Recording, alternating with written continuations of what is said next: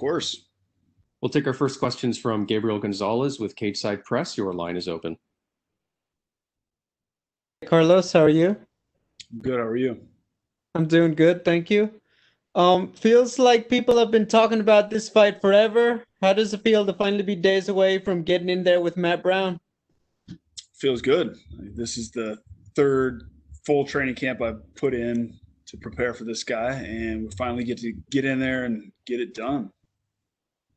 I wanted to ask about that. You prepared for him obviously 2013, again 2018.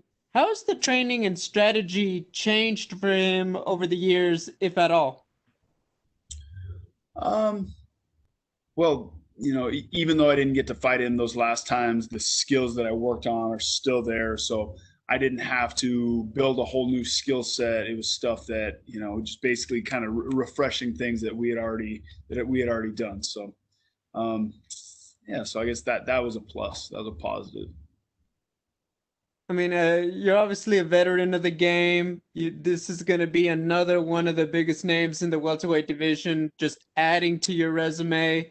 At this stage, are there still guys that you're looking to add to your list of opponents, or is it just about taking who they give you? Yeah, like I don't. There's a number of guys that I would like to test myself against, but yeah, I don't know. Yeah, I mean, there's always new dudes. There's always more talent coming up, and I love to challenge myself. So there's a few guys that I'd like to fight this year. I wanted to ask you about something. I know you just spoke with the in-person media there on the island that this is the last fight on your UFC contract. I am wondering, win or lose, if they were to say, like, thank you, Carlos, for everything, would you still be interested fighting anywhere else? Uh, yeah, I think so. I think I'd consider it. I mean, I love what I do, and if I could still get out there and you know get paid to fight people, I think I'd entertain the idea of fighting for another organization.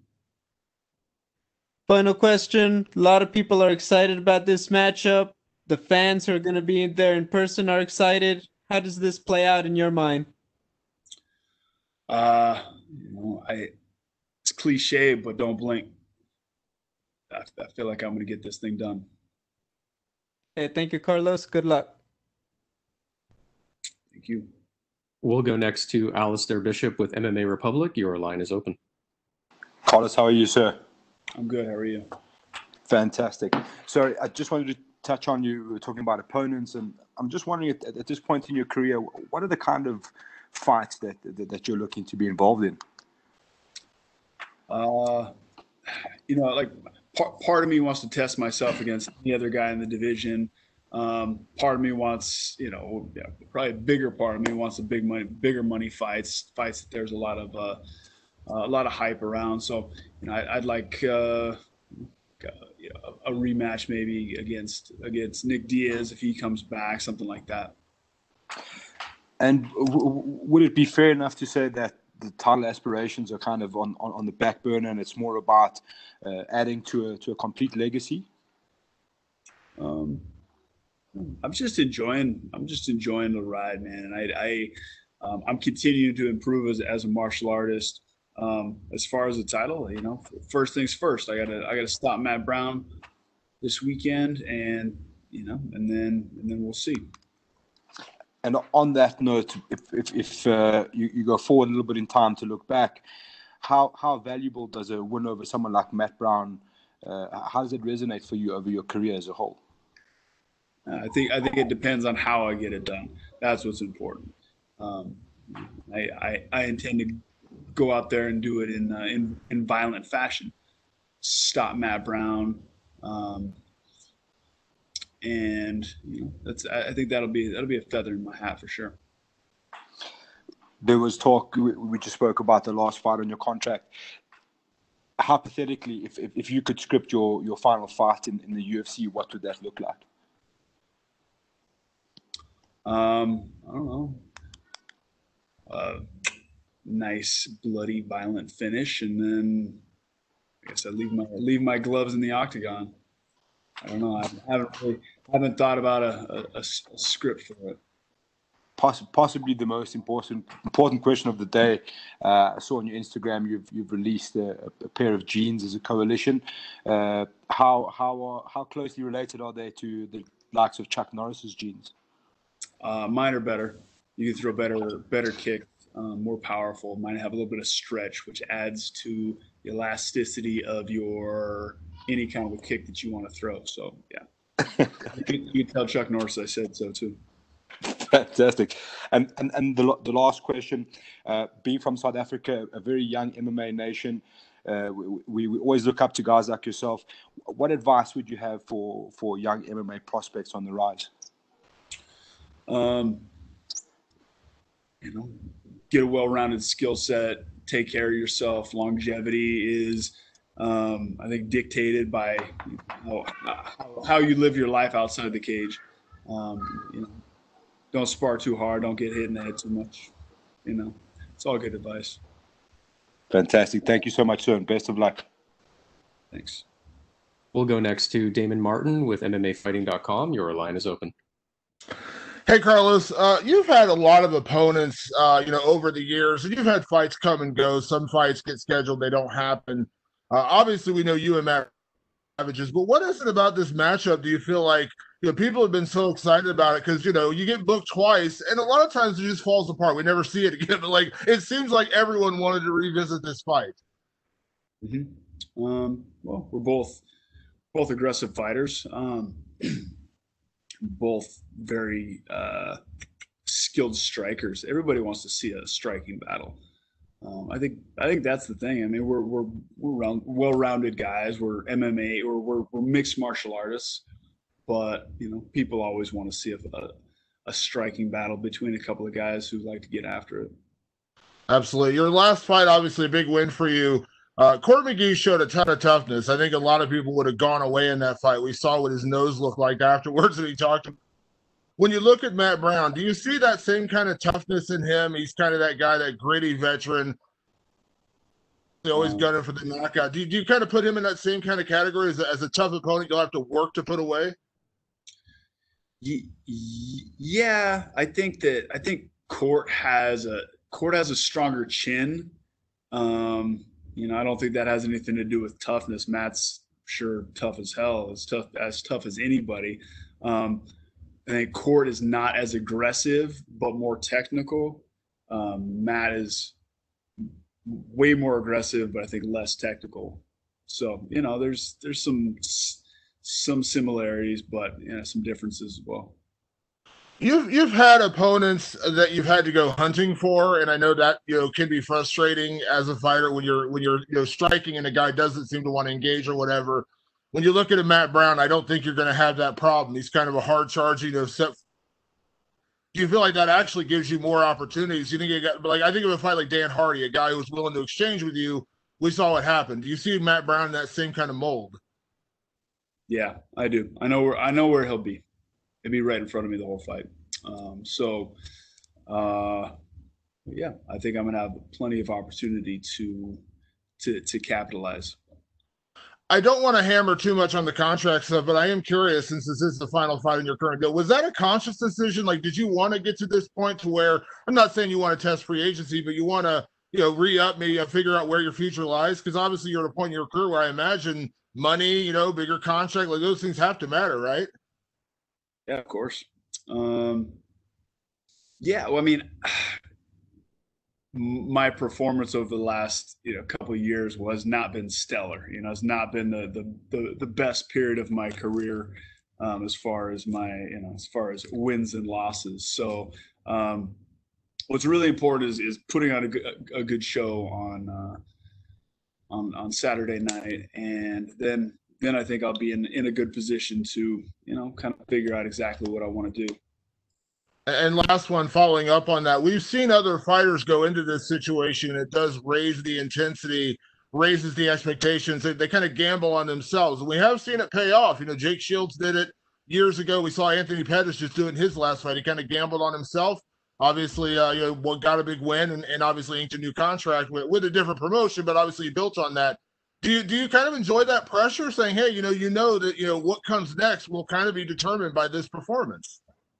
Yeah, I think that's how it is anyway. That's how the fight game is, and all of this is a gamble. We get to ante up against another guy and put everything on the line, and winner takes all. And that's the beauty of it. But that's the thrill of all this shit. Even more so when you're up for a new contract. Thanks, Carlos.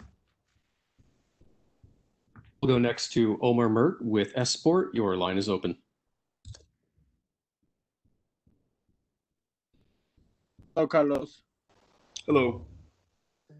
Carlos, MMA is changing every day, and you will be fighting an old-fashioned guy just like you. How does that make you feel?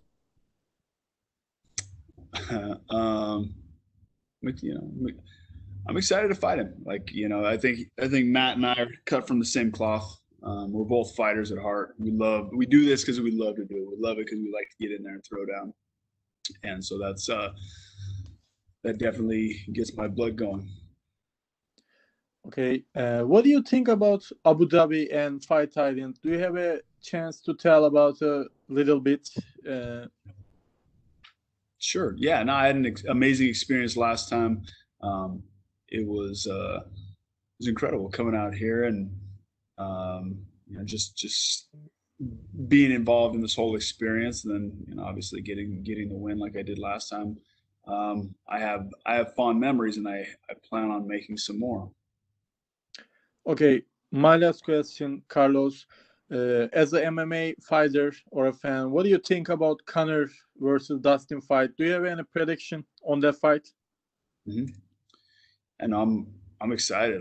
I'm a fan of both those guys, and I think it'll be a different fight. I think Dustin has come a long way. I mean, he was a great fighter back then, but he's matured quite a bit, and I think that he'll at least give Conor a run for his money, if not come out with the win. Okay, thank you, Carlos. Good luck on Saturday. Thank you. We'll go next to Jordan Wahlberger with the Horn. Your line is open. Hey, Carlos, good to talk to you again. Hey. Hey, you came back after 20 months off, and looking back now that you have that win over Court McGee, what did you learn or gain from that time away? Patience. No, it was tough having to, I guess, wait to get signed for a fight and then getting injured, having surgery, coming back. I mean, it was not ideal. And, I guess at the end of that, coming away with the win against Court, that I still got it, and that my formula still works.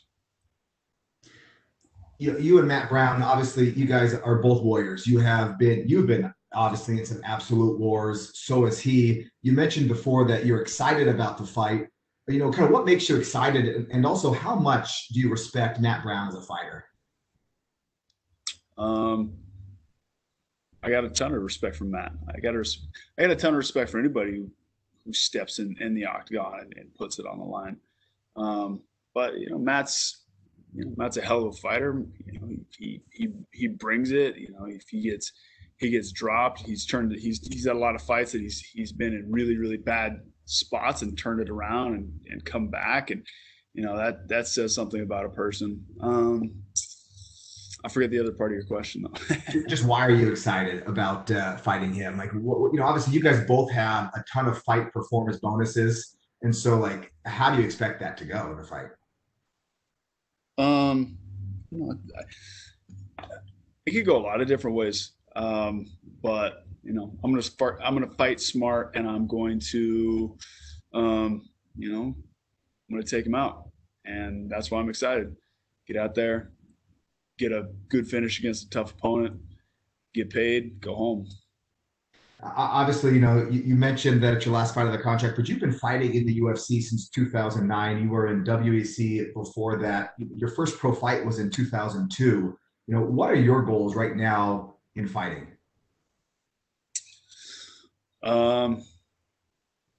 just to continue to improve, continue to grow as a fighter. I got a pretty tough test in front of me. That's my goal. I got short-term goals. The next 4 days, that's what I'm focused on. All right, Carlos. Hey, we can't wait for the fight, and especially to see it showcased on ABC. Best of luck. Yeah, thanks. We'll go next to Sumik Dada with Sportskeet. Your line is open. Hey Carlos, welcome back, and I hope you're doing well. Thanks. So, 2020, as we know, was a pretty unusual year for all of us, but you made your return after a 2-year gap and finally got back on that win column as well. How would you describe this past 1 year has been for you? It's been interesting. It's man, I don't even know how to describe it. It's had a lot of time to chill and train and hang with my kids. Some good stuff, some bad stuff. So, you previously mentioned that you're interested in money fights moving forward in your career. Do you have any particular name or an opponent who you consider as a money fight? I keep going back to the fight with Nick Diaz. There's a lot of hype behind Nick, even though he hasn't fought in a long time. But that could be, but I don't know. Yeah, that's off the top of my head. That's the one that I could think of. That's not a title fight. So, would you be interested in fighting him if he comes back this year? Yeah, for sure. I said that before my last fight. Still interested in that fight, so we'll see. I don't know. I imagine he would want that fight. That was I guess somewhat of a controversial decision, even though it was a unanimous decision, and I feel like I won the fight. But a lot of people don't think so. So, speaking of opponents, you'll be facing Matt Brown this weekend. Now, after your last win, you kind of put him on notice by saying that he needs to be bubble wrapped just so he could make it to the fight. Given that this fight has been booked for the 3rd time now, is there any sort of bad blood between you, or is it just usual business for you? There's no bad blood on a personal level, but professionally, yeah, it's been annoying to train for this dude and then have him pull out. And the first time around, I didn't even get a replacement fight. So I'm glad he's here. I'm glad he's healthy. I'm glad we get to actually fight. So, last question from me. With a victory this weekend, you'll be on a 2-fight win streak. Now, I mentioned that this will be your last fight on your current contract, but if you do stay around in the UFC after this, where do you envision yourself in this stacked welterweight division? Just, I don't know, man. I don't know. I'm wherever I am.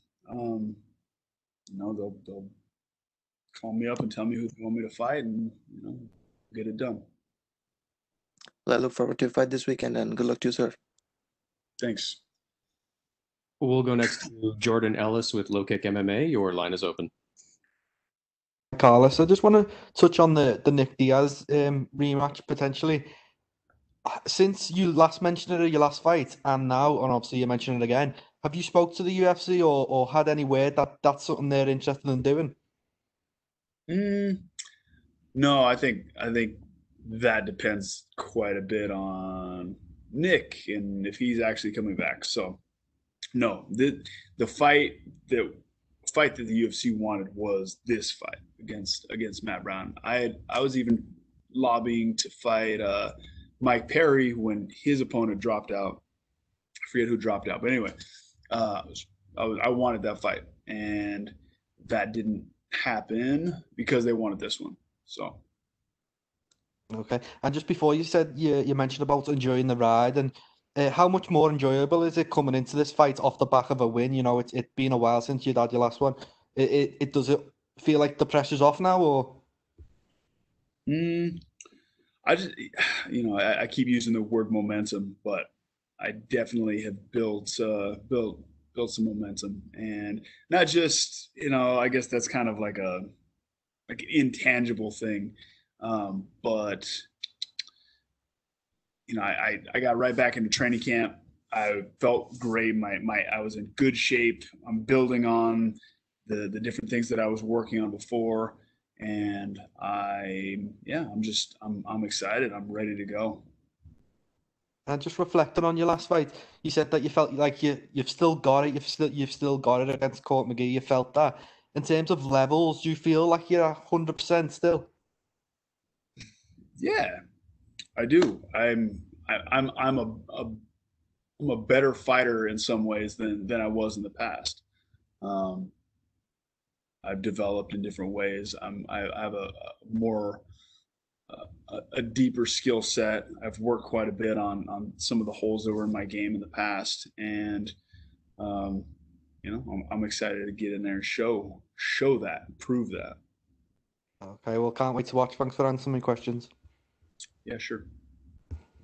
All right, thank you very much, Carlos. You're all set. Thanks, guys.